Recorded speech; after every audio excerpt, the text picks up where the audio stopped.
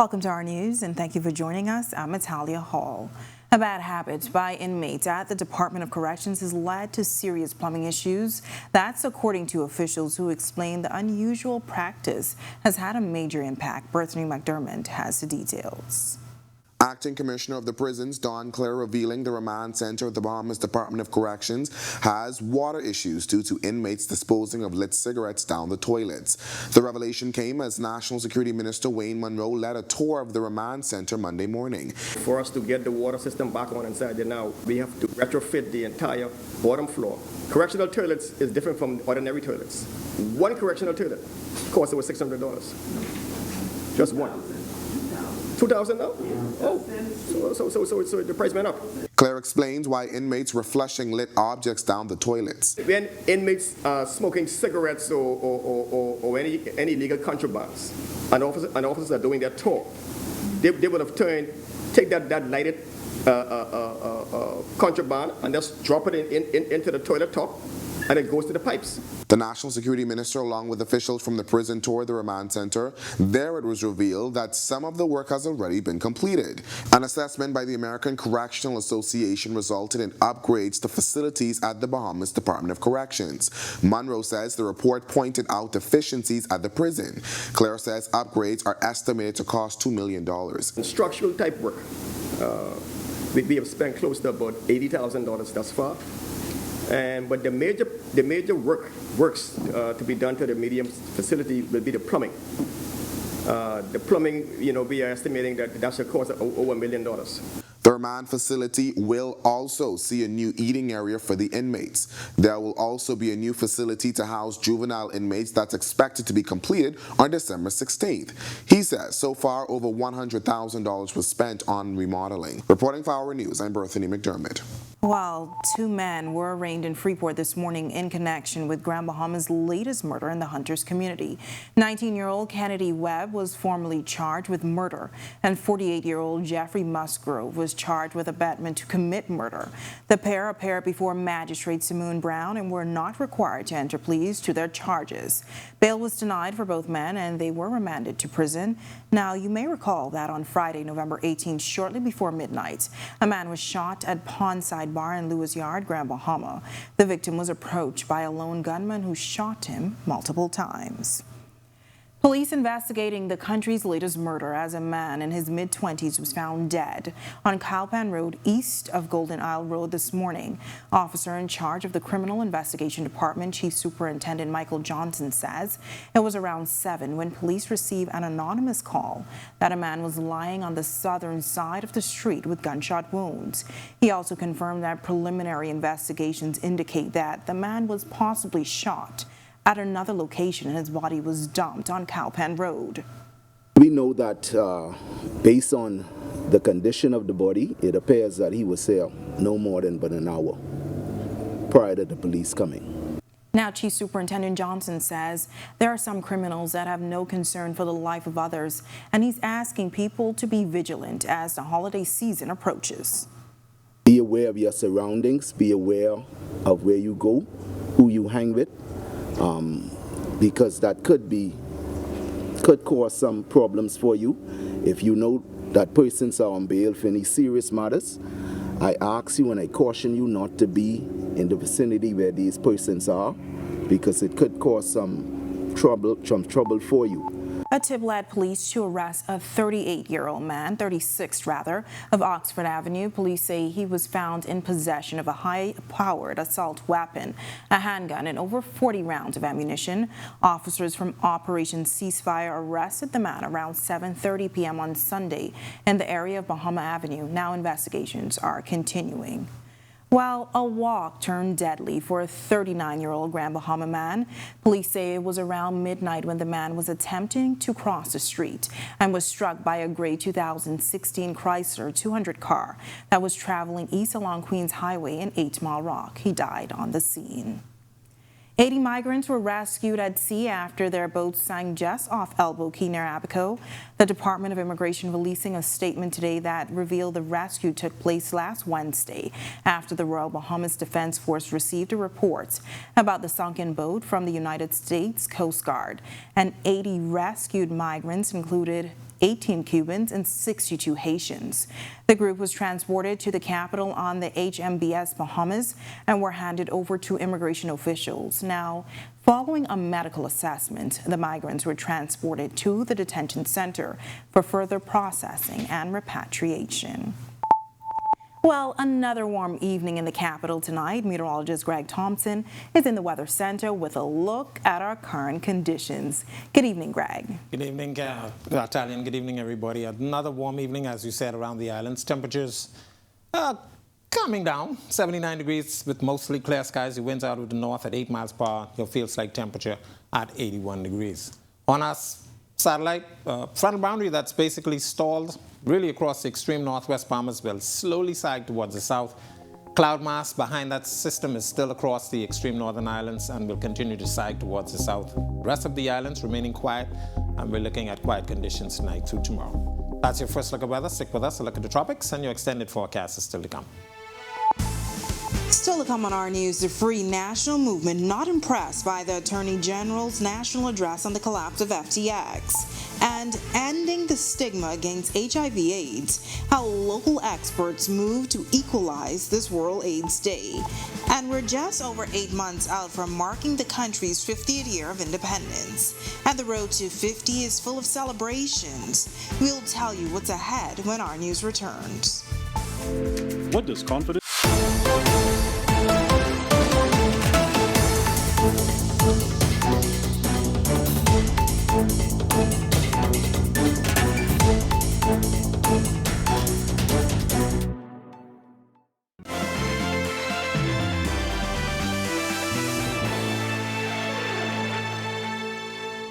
The Court of Appeal has upheld the indecent assault conviction of a man who put his hands between his niece's legs.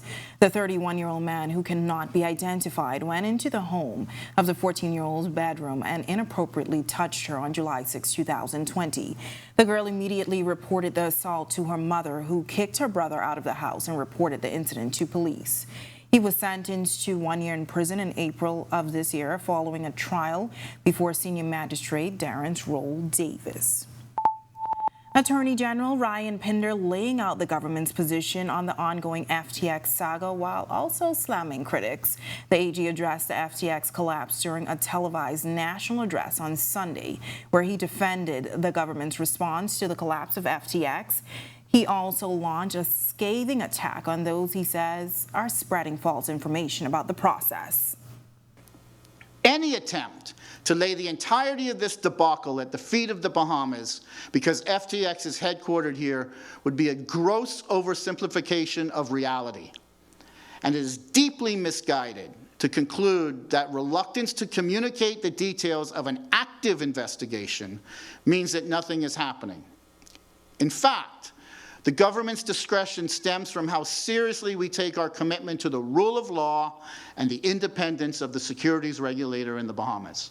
Now, earlier this month, the Securities Commission of the Bahamas froze FTX assets and applied to the Supreme Court to put the company into liquidation. Pinder says government found some of the assertions on the FTX matter shocking.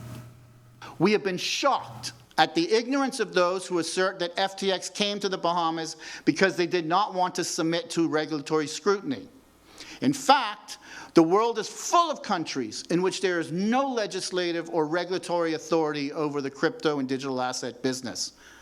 But I must say, the Bahamas is not one of these countries. Well, Free National Movement Member of Parliament for East Grand Bahama and Shadow Minister for Finance, J. Kwesi Thompson, is less than impressed by the AG's national address on the FTX collapse. Thompson says while the AG's response was comprehensive, it came too late. Despite what the Attorney General says, many in the international community are using the fall of FTX to attack the good reputation of the Bahamas as a well-regulated financial services jurisdiction. We are dismayed that it took this long for a comprehensive statement to be made. The PLP government's silence, particularly in the international press, has already caused irreparable damage. When our news comes back from the break, how an early HIV infection may mimic cold and flu symptoms.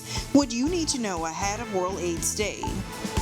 Plus, coming up in Sports for tonight, we'll break down the championship game of the Bahama Hoops Fest. Tell you how that turned out as the championship game coming right down to the wire. We'll give you details on that and also how a tournament finishes up in Grand Bahama. That's all ahead in sports. But first, the Road to 50 Independence campaign is launched. What you can expect in the run-up to the country's 50th anniversary of independence. The details when Our News returns.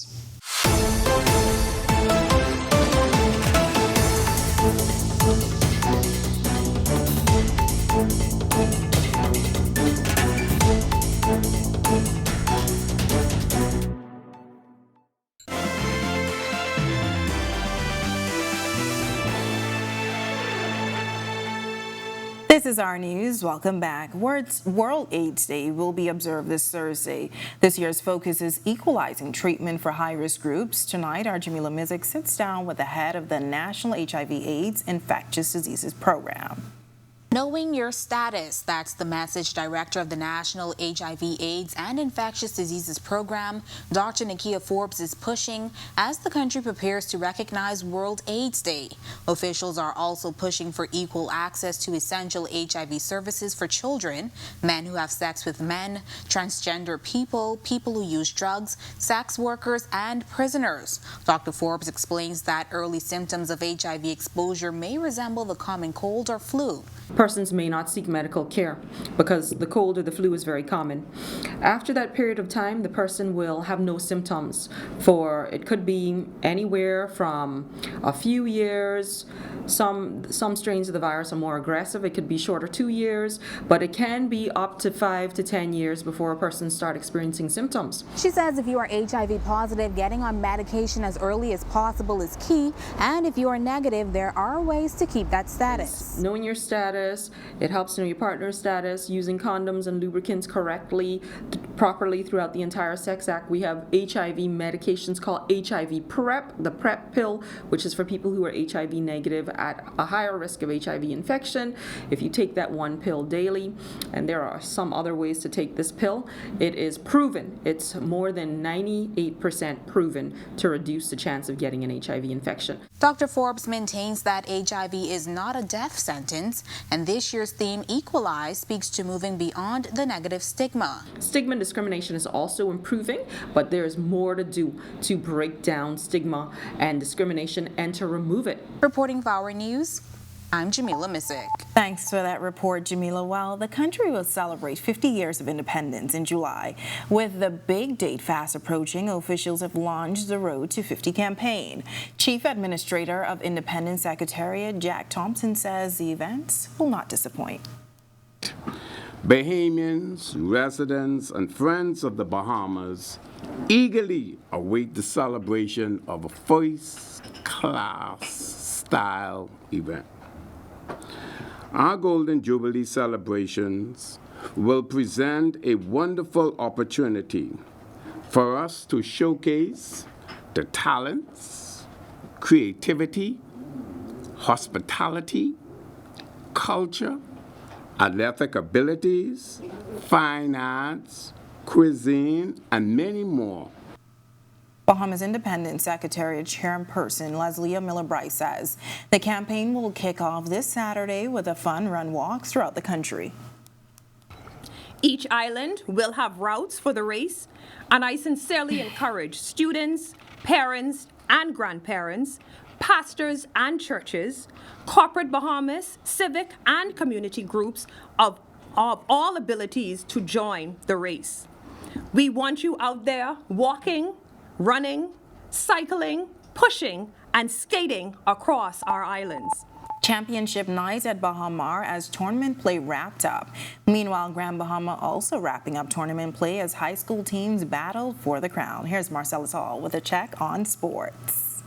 Thanks, Natalia. Welcome to Our Sports, everybody. I'm Marcellus Hall. Well, yesterday over at the Bahama Convention Center was Championship Day as they broke down the final two teams on the last day of competition at the Bahama Hoops event. And this was a pretty special one as the two teams going head-to-head. Let's take a look right now and see how it turned out. Yesterday, Championship Day at Bahama as the Bahama Hoops event, finishing off with a championship game between University of North Carolina, Wilmington, UNCW taking on North Texas. This one a pretty good game. Two teams would battle it out, back and forth they would go, but eventually it would be UNCW claiming the championship. They go on for the win 55-51 to represent very well the state of North Carolina. Now, as we take a look at the all-tournament team, there was Dylan Penn from the University of Vermont, Joel Murray of Long Beach State, North Texas represented by Tyler Perry, UNCW represented by Jamari Thomas, and they also had the MVP of the entire tournament. That was Trezarian White. All in all, a pretty good showing for the organizers and, of course, Bahamas. They get ready to already start planning for what's coming up next year. Taking a look at some other hoops news now, this time coming from the island of Grand Bahama, as they wrapped up the William Dale Burns Thanksgiving basketball tournament with championship action. For more on that, let's go right now to Tage Adley. We are in lovely Grand Bahama for some high school hoops action at the William Dale Burns Thanksgiving Hoops Tournament at the St. George's Gymnasium.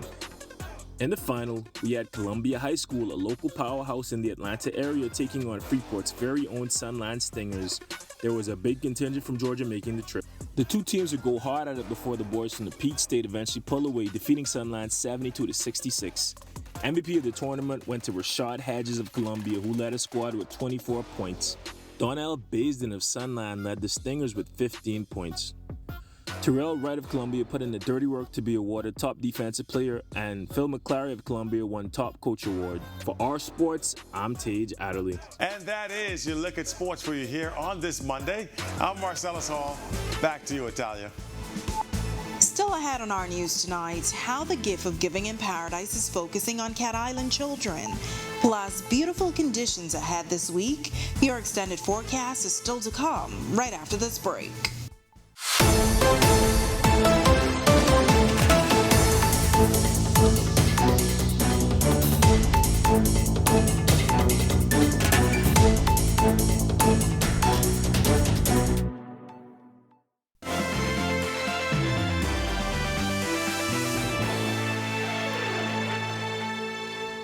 Welcome back to our news. Breezy and warm conditions ahead. Greg is back in the Weather Center live with your extended forecast. Now, Greg, earlier I heard you talking about some cooler temperatures. So tell me some good news tonight. Good news? Yeah, we can get some cooler temperatures. The breeze is going to make it feel a little cooler. All right, we do expect some breeze conditions for the remainder of the week as our ridge of high pressure builds behind a front. The front is actually just across the northwest Bahamas with the cloud mass behind that, stretching out of the Atlantic across south and central Florida and into the Gulf of Mexico. But once this front sags into the northwest Bahamas tonight to tomorrow and falls apart, ridge of high pressure behind that will be building in. So we're looking at a tighter pressure gradient across areas. So yeah, the breezy conditions will make it feel a little comfortable, but not cold. So I'm not going to give you too much in terms of cold. We are, 2 days left in the official Atlantic hurricane season. Quiet right now, and it looks like it's going to remain quiet for the close. So tropical cyclone formation is not expected throughout the next 5 days. Forecast map, as I mentioned, that frontal boundary hanging out across the northwest Bahamas, the cloud mass associated with it still across central and northern south Florida, and into the open Atlantic. A couple isolated showers along the boundary. The boundary is going to sag quickly towards the south and probably just to the south of the capital. A couple isolated showers expected along that through Wednesday and into Thursday. But another system taking shape in the Gulf of Mexico. We expect another front again here sometime in Friday, so looking for some isolated showers during that time frame. Small craft caution in the northwest Bahamas tonight to tomorrow. Northeast, light and variable tonight actually. North to northeast tomorrow at 15 knot seas, 3 to 5 feet. High tide will be at 11:36 tonight. The central and southeast Bahamas, north to northeast winds 10 to 15 knots, seas 2 to 4 feet over open waters. Here's a look now at your national forecast.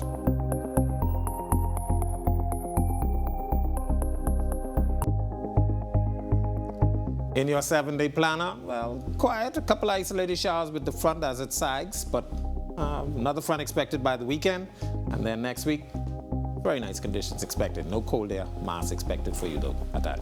Now, Greg, I know you said you were going to speak with the man upstairs about those cooler temperatures. I did have a conversation, but he hasn't gotten back to me Okay, yet. it's coming. It's coming. Thanks so much, Greg. Well, it's beginning to look a lot like Christmas, and that means toy drives are starting up again.